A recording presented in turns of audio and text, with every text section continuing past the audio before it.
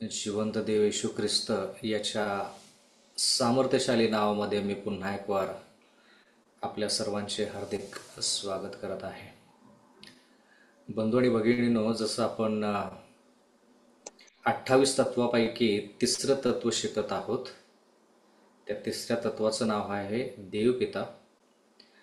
पण आपण इथून सुरुवात केलेली आहे की देव अस्तित्वात आहे किंवा नाही. म्हणजे आपण पवित्र शास्त्राच्या बाहेर जाऊन देवाचं अस्तित्व ह्या जगामध्ये आहे किंवा नाही याच्याविषयी विचार करत आहोत. कारण की आपण सुरुवातीला म्हणालो की जर आपण पवित्र शास्त्राचा वापर केला आणि जे लोक विधर्मी आहेत त्यांना देवाविषयी सांगितलं, किंवा जो व्यक्ती नास्तिक आहे त्या व्यक्तीला सांगितलं, तर तो पवित्र शास्त्रावरती विश्वास ठेवत नाही. मग त्या व्यक्तीला कसं जिंकायचं? म्हणून आपण फक्त सेव्हन्थ डे ॲडव्हेंटिस्ट मंडळी या दृष्टिकोनातून देवाकडे न पाहता देव जो आहे तो पवित्र शास्त्राच्या बाहेर देखील आहे किंवा बाहेर देखील त्याचा पुरावा आपल्याला मिळू शकतो याच्याविषयी आपण शिकत आहोत. म्हणून आपण सुरुवातीला 3 प्रकारच्या लोकांविषयी पाहिलं. 3 प्रकारचे लोक जे चौकशी करणारे आहेत. चौकशी करणारे 3 प्रकारचे लोक आहेत. आणि त्यातला पहिला प्रकार म्हणजे जे लोक अविश्वासू आहेत पण ते चौकस बुद्धीचे आहेत. अविश्वासू म्हणजे थोडक्यात काय की त्यांना तुम्ही कितीही पडताळणी करायला सांगा तर ते पडताळणी करणार नाही. ते हेच म्हणतील की पडताळणी करायची गरज नाही, देव अस्तित्वात नाही. त्यांचा फक्त प्रश्न हाच असतो, इतके त्रास संकट आयुष्यामध्ये आहेत, ह्या सर्व गोष्टी होत आहेत, तर आयुष्यामध्ये देव नाही, ह्या जगामध्येच देव नाही. दुसऱ्या प्रकारचे जे लोक आहेत जे चौकश बुद्धीचे आहेत पण ते विश्वासू आहेत. म्हणजे थोडक्यात काय की पडताळणी करायच्या अगोदरच ते मान्य करतात की देव अस्तित्वात आहे. पडताळणी करायच्या अगोदरच ते मान्य करून मोकळे होतात की देव अस्तित्वात आहे. म्हणजे थोडक्यात ते म्हणतात की पडताळणी करायची गरजच नाही, आम्ही असंच मान्य करतो की देव आहे. म्हणजे थोडक्यात काय, ते पुराव्यावरती जास्त विश्वास ठेवतात. आणि तिसऱ्या प्रकारचा व्यक्ती जो आहे तो विश्वासू पण नसतो, अविश्वासू पण नसतो, पण तो व्यक्ती मधली पातळी जी आहे तो त्या मधल्या पातळीमध्ये असतो. आणि तो म्हणतो की पुरावा पहिला येऊ दे, मग मी विश्वास ठेवेन की देव आहे किंवा नाही. देव आहे किंवा नाही हे सिद्ध करायसाठी पुरावा पाहिजे. पुरावा पाहिजे. म्हणून मी म्हणालो, वारंवार मी म्हणत आलेलो आहे की जगाचा जर विचार केला, जिल्हा सत्र न्यायालय असू दे किंवा उच्च न्यायालय असू दे किंवा सर्वोच्च न्यायालय असू दे, त्या सर्व न्यायालयामध्ये पुरावा असल्याशिवाय कोणतीही गोष्ट सिद्ध होऊ शकत नाही. म्हणून काय केलं पाहिजे, आपण पुरावा दिला पाहिजे. म्हणून जे पुरावे पवित्र शास्त्राच्या बाहेर आहेत ते पुरावे आपण शोधत आहोत. आपण सेव्हन्थ ॲडव्हेंटिस्ट मंडळीने आता सरळ सरळ पवित्र शास्त्र उघडून देवाविषयी बोललो असतो. पण जे लोक पवित्र शास्त्रावरती विश्वास ठेवत नाहीत त्यांना तुम्ही कसं सिद्ध कराल की देव अस्तित्वात आहे? म्हणून महत्वाचा प्रश्न की जर आपण देव आहे किंवा नाही या गोष्टीचा विचार करत आहोत, तर मूळ प्रश्न आहे की देवाची आपल्याला गरज आहे का? म्हणजे थोडक्यात काय, आपल्याला देव गरजेचा वाटतो का? तर त्याचे 2 उत्तर असू शकतात. उजळणी करत आहे, 2 उत्तर असू शकतात. जर आपल्याला वाटतं की जेवढं आपलं आयुष्य आहे, मग ते 20 वर्षाचं असेल, 90 वर्षाचं असेल, 70 वर्षाचं जे काय आपलं आयुष्यमान आहे त्याच्यामध्ये काही बदल घडून येणार नाही आणि आयुष्य संपल्यानंतरही त्याच्या पलीकडे काही नाहीये, तर मग आपल्याला देवाची गरज नाही. कारण की बदलच घडून येणार नाही आणि आयुष्य संपल्यानंतर त्याच्या पलीकडेही काही नाहीये. पण जर आपण म्हणालो की ह्या आयुष्यामध्ये मला बदल घडवून आणायचा आहे किंवा आयुष्याच्या पलीकडे देखील खूप काही गोष्टी आहेत, त्या गोष्टीमध्ये मला पदार्पण करायचं आहे, त्या गोष्टी मला साध्य करायच्या आहेत, तर मग मला देवाची गरज आहे.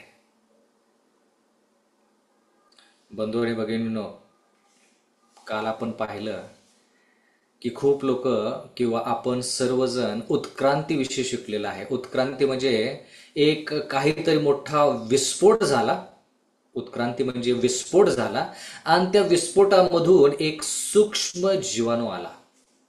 तो सूक्ष्म जीवाणू जो आहे त्याला तो मोठा झाला आणि चार त्याला चार शरीराचे असे मोठे भाग आले आणि मग त्याला 2 पाय किंवा 4 पाय आले आणि मग कोट्यावधी वर्षानंतर तो जीवाणू जो मोठा होता तो अतिशय मोठा झाला आणि त्याच्यानंतर त्याचं माकडात रूपांतर झालं. कोट्यावधी वर्षानंतर ते माकड जे आहे ते 4 पायावरती न चालता 2 पायावरती चालू लागलं. कोट्यावधी वर्षानंतर ते माकड जे आहे ते सर्व उभं राहायला लागलं आणि मग कोट्यावधी वर्षानंतर त्याची शिरपूट गळून पडली आणि नंतर तो 2 पायाचा मानव झाला. तर मी काल तुम्हाला एक मुद्दा सांगितला जो उत्क्रांतीवरती जे विश्वास ठेवतात त्या लोकांनी मांडलेला मुद्दा. ते म्हणतात की उत्क्रांती ज्यामध्ये झालेली आहे ते जीवाणू जे आहेत ते जीवाणू प्रगतिशील आहेत. पण जर आपण खऱ्या अर्थाने विचार केला तर ते प्रगतिशील नसून ते अधोगतीमध्ये आहेत. म्हणजे मनुष्याचं आयुष्यमान वाढण्याच्या ऐवजी ते कमी होत गेलेलं आहे. म्हणून उत्क्रांतीवरती विश्वास ठेवणं चुकीचं आहे. उत्क्रांतीमध्ये जे लोक म्हणतात की ह्या गोष्टी आम्ही ठामपणे सांगतो, त्याच गोष्टी ज्या ठामपणे ते सांगतायत त्याच गोष्टीमध्ये ते कमी पडत आहेत. म्हणून उत्क्रांती चुकीची आहे. आता आणखीन एक मुद्दा. काही लोक म्हणतात की विश्वास ठेवण्यासाठी काय केलं पाहिजे, ती गोष्ट दिसली पाहिजे, त्या गोष्टीविषयी आपल्याला माहित पाहिजे. म्हणून आपण एक उदाहरण पाहिलं काल, ऊर्जा. ऊर्जा म्हणजे काय, लोकांना त्याची व्याख्या माहित नाही, पण ऊर्जेचे परिणाम लोकांना माहित आहेत. लोकांना जर तुम्ही विचारलं ऊर्जा म्हणजे काय तर ते म्हणतील की ऊर्जा आपण नष्ट करू शकत नाही, ऊर्जा आपण तयार करू शकत नाही, पण त्या ऊर्जेचं रूपांतर एक स्थितीतून दुसऱ्या स्थितीमध्ये करू शकतो आणि ती ऊर्जा जी आहे त्याचा अनुभव आपल्याला घडू शकतो. पण ऊर्जा म्हणजे काय, जे भौतिक शास्त्रज्ञ आहेत त्यांना ऊर्जा म्हणजे माहित नाही, पण ऊर्जेचे प्रकार किंवा ऊर्जाचे परिणाम जे आहेत ते माहीत आहेत. तसंच देव जो आहे तो देव काय आहे नेमकं याच्याविषयी आपल्याला पूर्ण कल्पना नाहीये. ह्या बुद्धिमत्तेमध्ये किंवा ह्या विचारांमध्ये जी विचारसरणी आपली मर्यादित आहे त्याच्यामध्ये पूर्णपणे देव काय आहे हे माहित नाही. पण देव आपल्या आयुष्यामध्ये आला किंवा देवानं जर कार्य केलं तर त्याचे परिणाम काय आहेत ते आपल्याला माहित आहे. म्हणजे थोडक्यात काय, लोक ऊर्जा म्हणजे काय हे सांगू शकत नाहीत, पण ऊर्जेमुळं काय होतं हे ते सांगतात आणि म्हणतात की ऊर्जेवरती विश्वास आहे. म्हणजे थोडक्यात जरा लक्ष द्या, ऊर्जा म्हणजे काय हे जरी माहीत नसलं तर लोक ऊर्जेवरती का विश्वास ठेवतात, कारण की त्याचे परिणाम त्यांना माहित आहेत. तसंच देव म्हणजे आपल्याला पूर्णपणे काय हे माहीत जरी नसलं तर देवामुळे जे परिणाम होतात त्याच्यामुळे आपण देव अस्तित्वात आहे हे आपण म्हणू शकतो. आपण हेही शिकलो की निर्जीव गोष्ट, मग ते तुमचं घर असेल, गाडी असेल, तुमचे कपडे असतील, त्या निर्जीव गोष्टी तयार करण्यासाठी जर सजीव व्यक्तीची गरज आहे तर जो निसर्ग सजीव आहे तो निसर्ग तयार करण्यासाठी सजीव देवच पाहिजे किंवा सजीव व्यक्तीच पाहिजे. पण आता जरा लक्षात घेऊया आपण, खूप लोक म्हणतात की आपण ह्या निसर्गातून आलेलो आहे, देवानं आपल्याला निर्माण केलं नाही तर निसर्गातून आलेलो आहे. मग तसं जर आहे तर मग निसर्गाला कोणी निर्माण केलं ते शोधलं पाहिजे. जर आपण म्हणालो की आपण आपल्या आईवडिलांपासून आलो तर मग त्या आईवडिलांना कोणी निर्माण केलं, मग त्यांच्या आईवडिलांना कोणी निर्माण केलं, मग त्यांच्या आईवडिलांना कोणी निर्माण केलं. मग शेवटी मुद्दा हाच येतो की सुरुवात झाली कुठून. म्हणून आज आपण विशेष करून जे संशोधक आहेत, ज्यांनी संशोधन केलं, ज्यांनी विचारपूर्वक विधानं त्यांची मांडलेली आहेत त्यांच्याविषयी थोडा अभ्यास करूया. जर आपण स्टीफन हॉकिन्स हे संशोधक आहेत, ते संशोधक जे आहेत ते पवित्र शास्त्राच्या बाहेर जाऊन त्यांनी पुरावे गोळा केलेले आहेत आणि ते म्हणतात की देव अस्तित्वात आहे. तर आता मी तुम्हाला एक त्यांचं विधान वाचतो, इंग्लिशमध्ये वाचतो, त्याचं अनुवाद रूपांतर भाषांतर मी मराठीमध्ये करतो. स्टीफन हॉकिन्स म्हणतात, before we understood science it was natural to believe that God created universe. ते म्हणतायत की विज्ञान समजून घ्यायच्या अगोदर आम्हाला नैसर्गिकरित्या विश्वास आहे की देवानं हा निसर्ग निर्माण केलाय. म्हणजे विज्ञानानं सांगायच्या अगोदर देवानं हा निसर्ग तयार केला हे आम्हाला माहित आहे. But now science offers a more convincing explanation. पण आता विज्ञान काय करतं, देवानं ज्या गोष्टी निर्माण केलेल्या आहेत त्याच्यामध्ये भर टाकतं, म्हणजे थोडक्यात काय आणखीन जास्त ज्ञान देतं की देव निर्माण करत आहे. एवढंच नाही, अल्बर्ट आइन्स्टाईन हे फार मोठे वैज्ञानिक आहेत, संशोधक आहेत. ते काय म्हणतात ते पाहूया. We should take care not only to make the intellect our God, it has of course powerful muscles but not personality. म्हणजे ते म्हणतायत की आपण आपल्या बुद्धिमत्तेला देव करायचं नाही. देव आहे, आपल्या बुद्धिमत्तेला देव करायचं नाही. त्याच्यामध्ये ताकद आहे आपल्या बुद्धीमध्ये, पण त्या बुद्धिमत्तेमध्ये व्यक्तिमत्व नाही. आपले विचार जे आहेत त्याच्यामध्ये ताकद आहे. जरा लक्ष द्या, महत्वाचे विचार आहेत. आपल्या विचारांमध्ये ताकद आहे, पण आपले विचार व्यक्तिमत्व नाही. देव वेगळा आहे, आपले विचार वेगळे आहेत. आपल्या विचाराला आपण देव करू नये. देव आहे.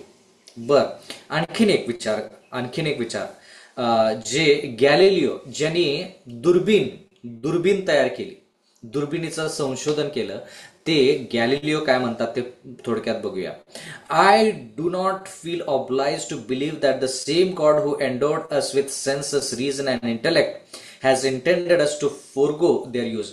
म्हणजे ते असं म्हणतायत की ज्या देवाने आपल्याला विचार करण्याची ताकद दिलेली आहे, आपल्यामध्ये भावना टाकलेली आहेत, आपल्यामध्ये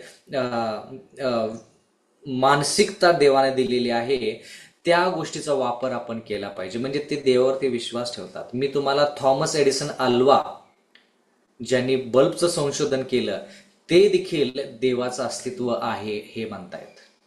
बर, आयझॅक न्यूटन त्यांच्याविषयी आपण पाहूया. इथं काय ते म्हणतात, this more beautiful system of the sun planets and comets could only proceed from the council and dominion of an intelligent and powerful being. ते म्हणतात की सूर्य, चंद्र, तारे हे सर्व जे ग्रह आहेत, ते ग्रह आपल्याला हेच सांगतात की ह्या सर्व गोष्टी आपोआप ह्या जगामध्ये आलेले नाहीत, तर ह्याच्या पाठीमागं एक निर्माण करता पाहिजे. आता जरा लक्ष द्या. जर ह्या सर्व गोष्टीच्या पाठीमागं निर्माण करता पाहिजे, देव पाहिजे, तर महत्वाचा प्रश्न की कोणत्या देवानं हा निसर्ग निर्माण केला. जर तुम्ही परदेशात गेला तर लोक समजतील की बाबा एकच देव. पण जर भारताचा विचार केला तर ते म्हणतील की बाबा ठीक आहे, देवानं हा निसर्ग निर्माण केला, पण कोणता देव नेमका.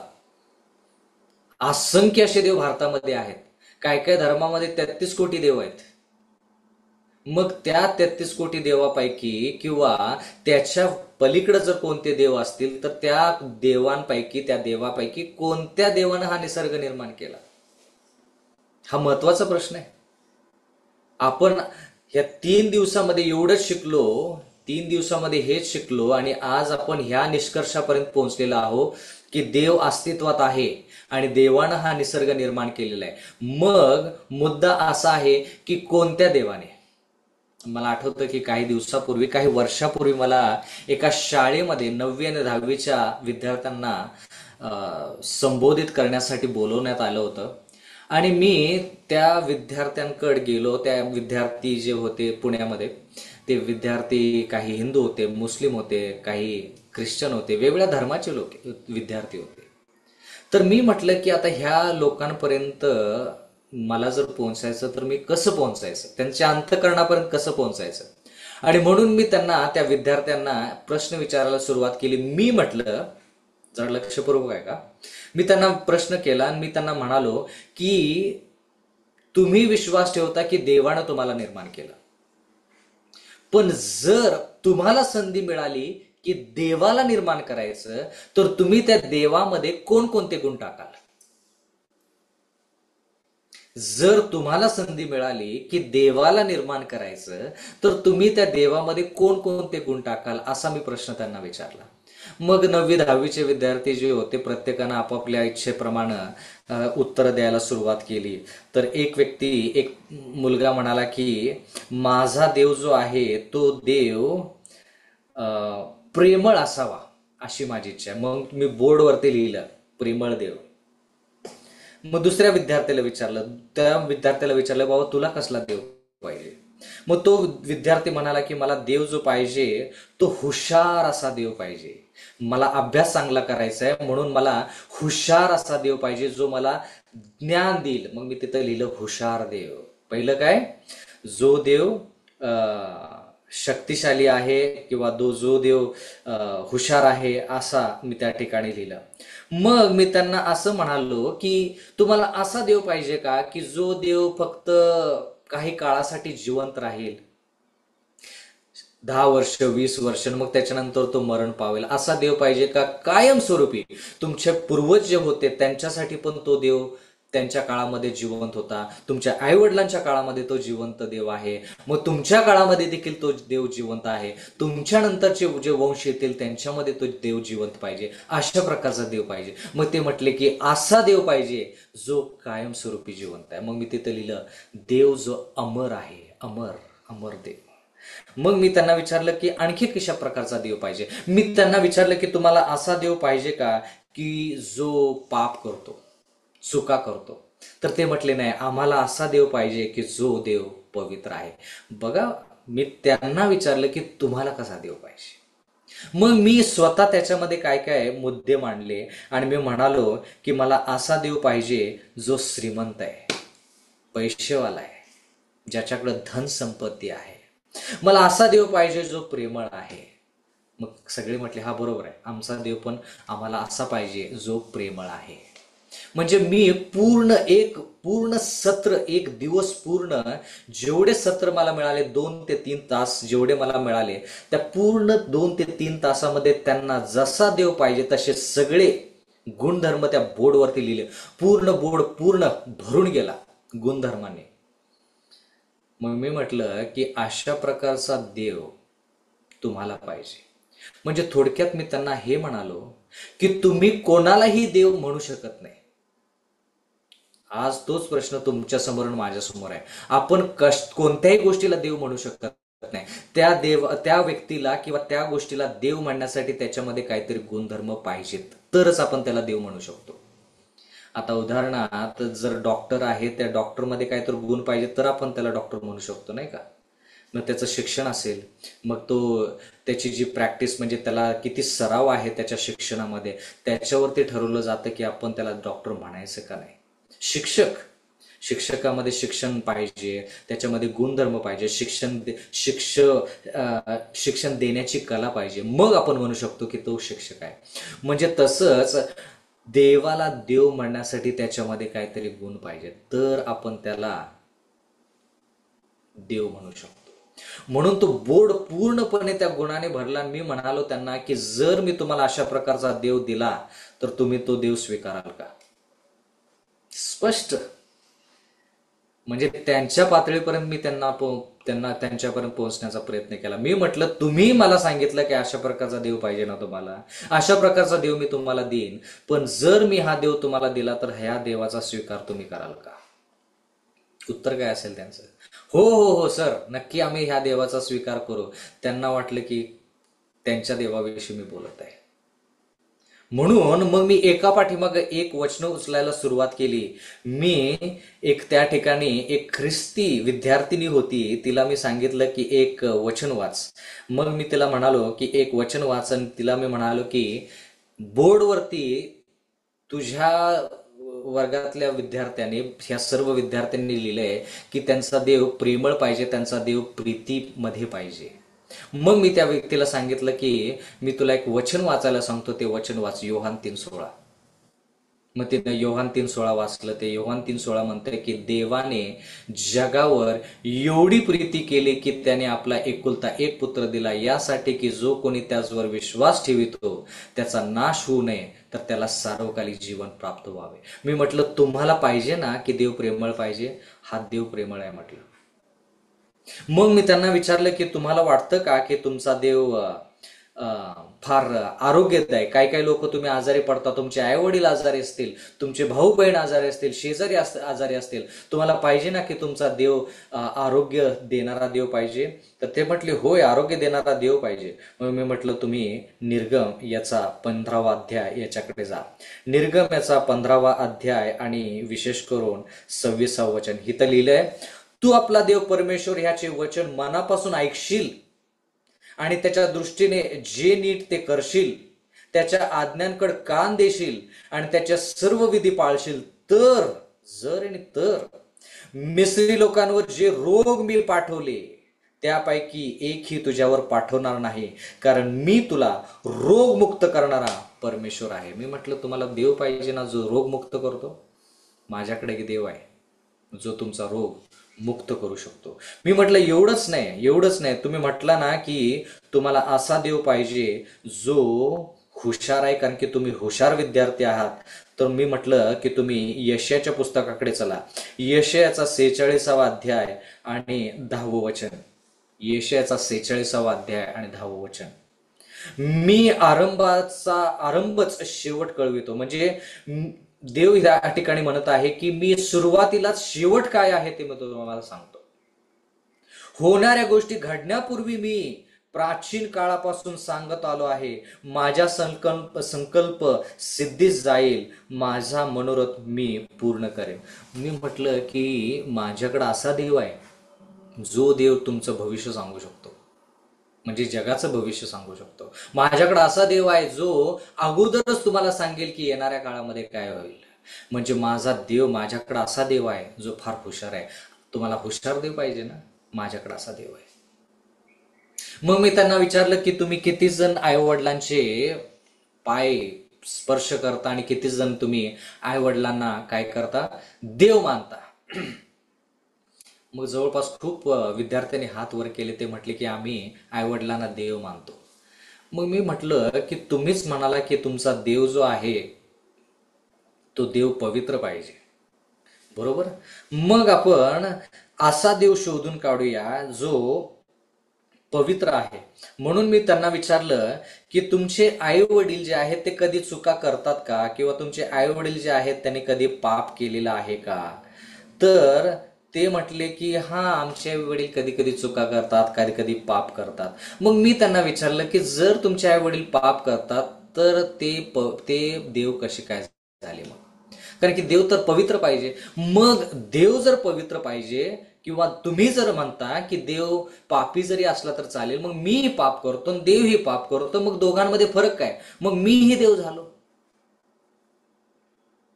पण जर तुम्ही म्हणाला की नाही, देव जो आहे तो पवित्र पाहिजे, तो चोरी करता कामा नये, तो खोटं बोलता कामा नये, त्यानं कोणत्याही वाईट कृत्य करता कामा नये, असा जर आहे तर मग तो देव कोण आहे? मग मी त्यांना म्हटलं की जर तुम्ही म्हणता की तुमचे आई वडील पाप करतात किंवा कधी कधी चुकतात किंवा कधी कधी त्यांच्या हातून पाप केलं, मग ते आई वडील देव कसे काय? मी त्यांना म्हणालो की तुम्ही त्यांचा आदर करू शकता, आदर केला पाहिजे, पण तुम्ही त्यांना देव मानू शकत नाही.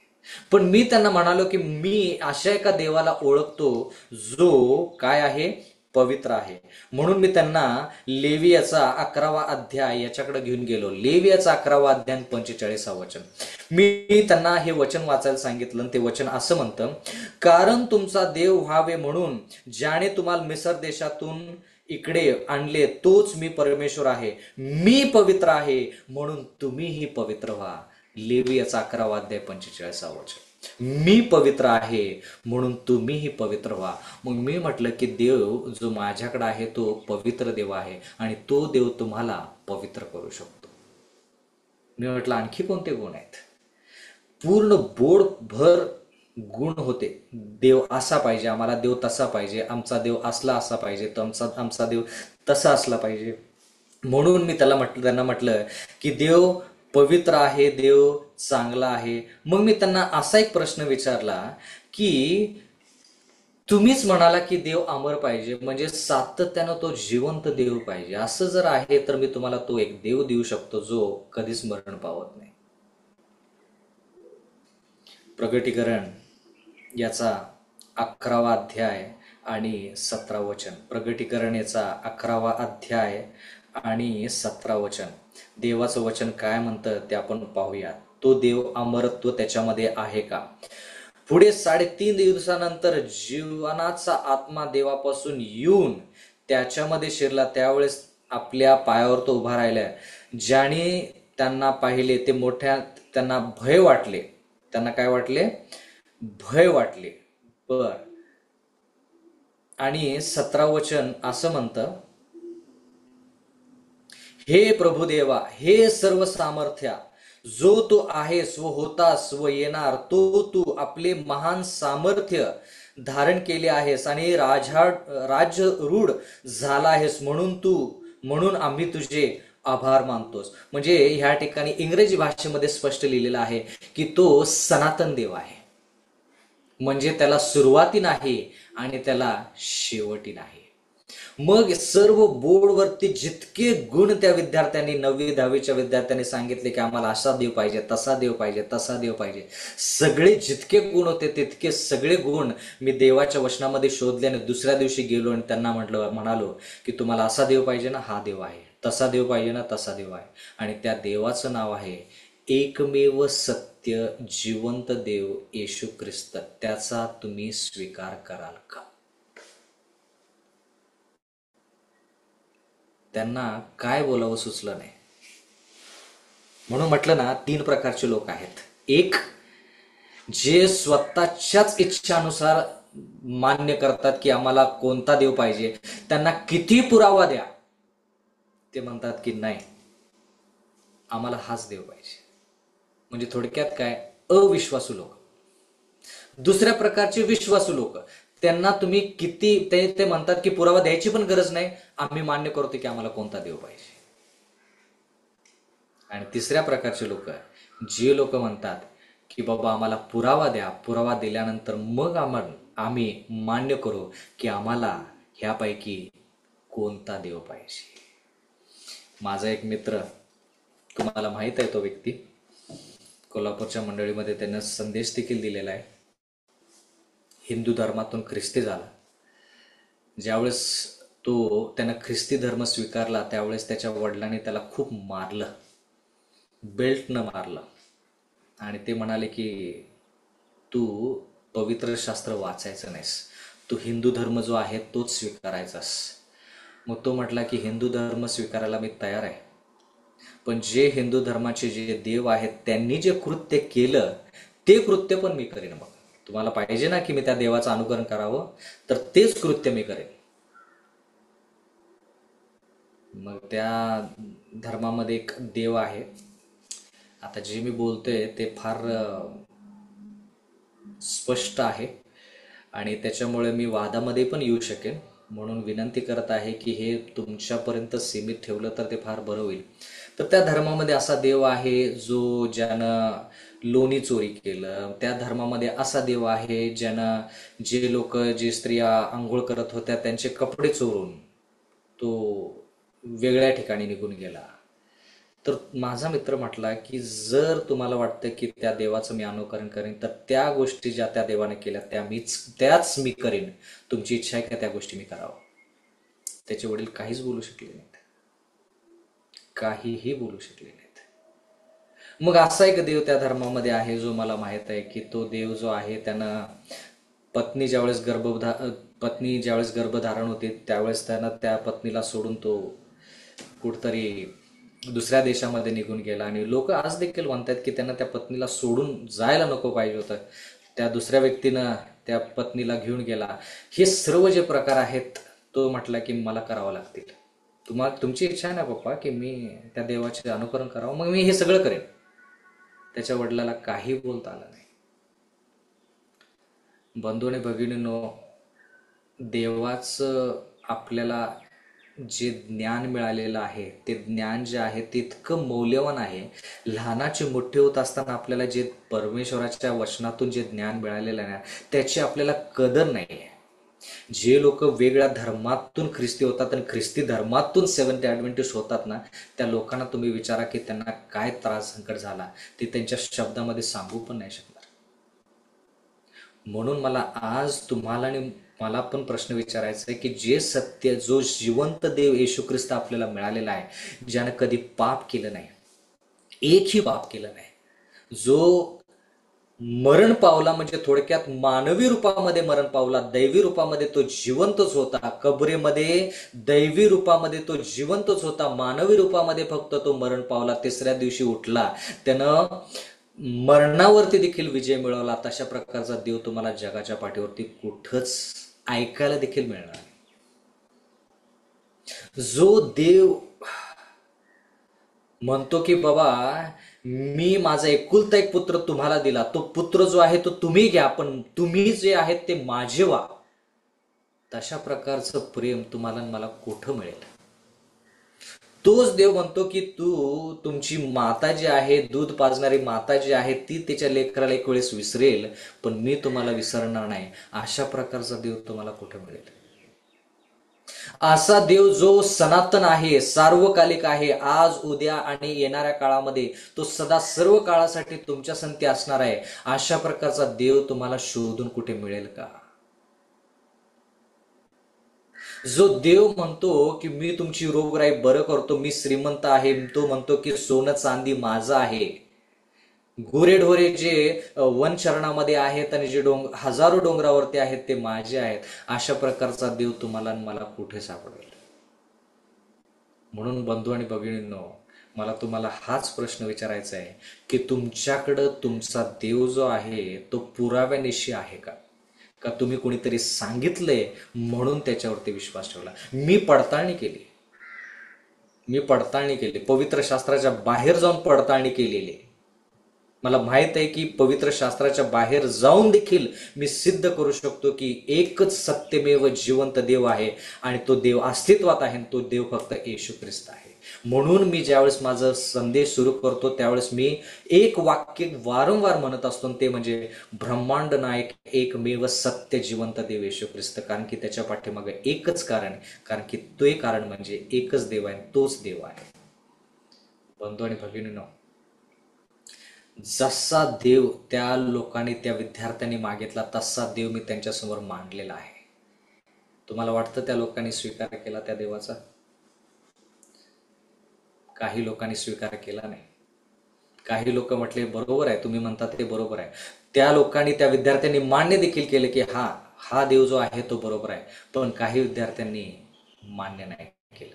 म्हणून म्हटलं ना, 3 प्रकारचे लोक. तुम्ही किती पुरावा द्या तरी देखील ते लोक स्वतःच्या इच्छानुसार चालतील. दुसऱ्या प्रकारचे लोक पुरावा द्यायचीच गरज नाही, आंधळा कारभार, म्हणजे थोडक्यात डोळे बंद करून म्हणतील की देव आहे किंवा हाच देव आमचा जो आहे तो सत्य देव आहे.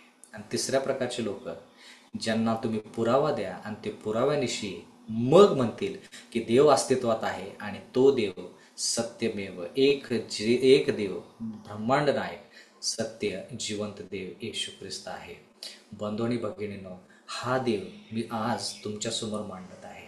हाच एक देव आहे जो तुम्हाला सार्वकालिक जीवन देऊ शकतो. हाच एक देव आहे जो तुम्हाला स्वर्गाचं राज्य फक्त देऊच शकत नाही, तर त्या स्वर्गाच्या राज्यामध्ये तुमच्या संगती कायमस्वरूपी राहू शकतो.